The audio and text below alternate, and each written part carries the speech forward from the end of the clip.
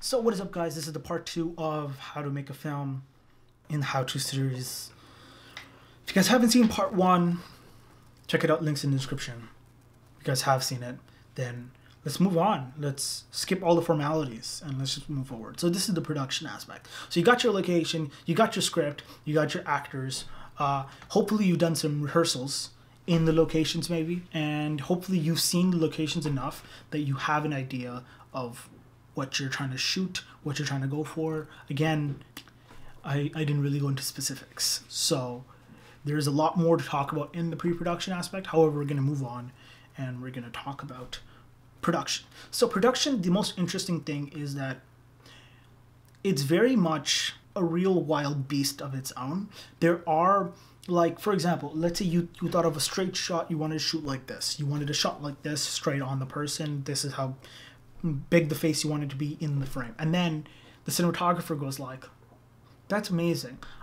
I see another shot right here that could look just even better. And then you're like, okay, that seems great. And there's going to be a lot of that. Like a lot of the shots that I did, for example, this one,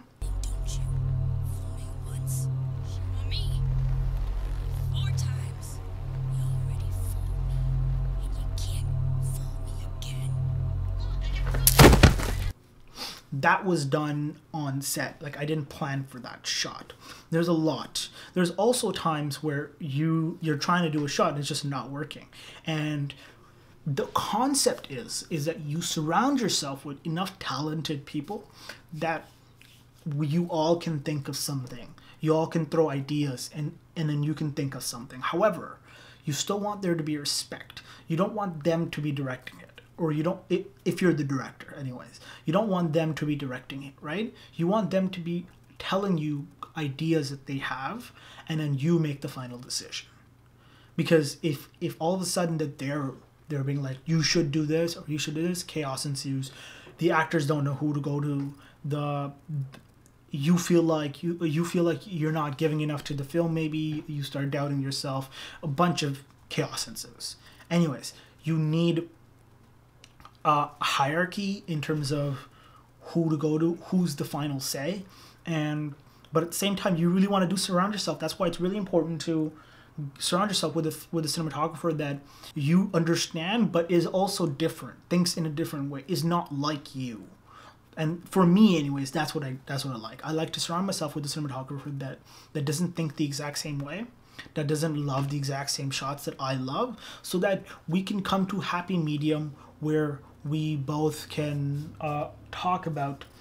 get ideas or talk about certain things that eventually mold or find a happy medium between us two. Again, you don't want to go too far into that, because it's also very possible that he can just hate everything that you're trying to do.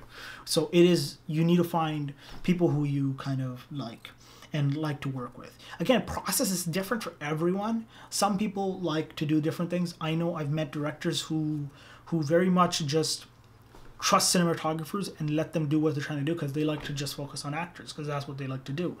And other people like I'm more of a medium between actors and visual. Like by the time I get to set, I've already talked to the cinematographer and I already know exactly what he's going to shoot. That's what I like to do. And at that point I'm talking to actors, but I already know the shots he's going for. And we've talked about possible alternatives or possible things. And hopefully we've been to the set multiple times so we can see all the different angles and stuff like that. But in an indie thing, it's very much like pre-planning, which I'm indie too, but it's like there's levels, right? There's people who only get the set for one day and they don't get to do pre. They just get to do theoretical pre, where it's just like, we'll shoot from here, here, because we have a layout of how the place looks like.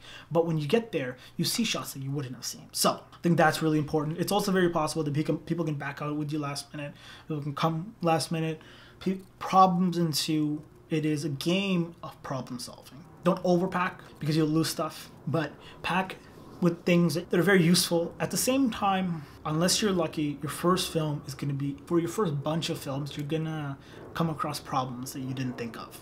Problems that very much, that you'll be like, okay, I need to do that for next time. And that's the name of the game. That's where experience comes with. It's, you'll realize, okay, I need to pack tape, I need to pack scissors, I need to pack a screwdriver, I need to pack this. Because that's what the name of the game is. And so it's also really interesting because for my first couple films, I would do chronologically order shoot.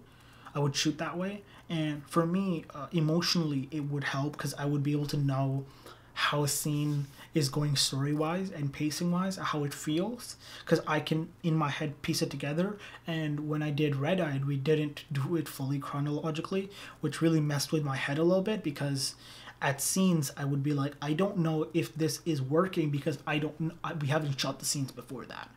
And when I would do We All Fall Down, we did shoot it chronologically. And in my head, I was just like, I know exactly how the film is turning out before it comes. Which is definitely something interesting. And I don't think you should get used to shooting non-chronologically. Especially because as you start making films, it's very impossible to do that. Unless you have like Spielberg or Nolan budget.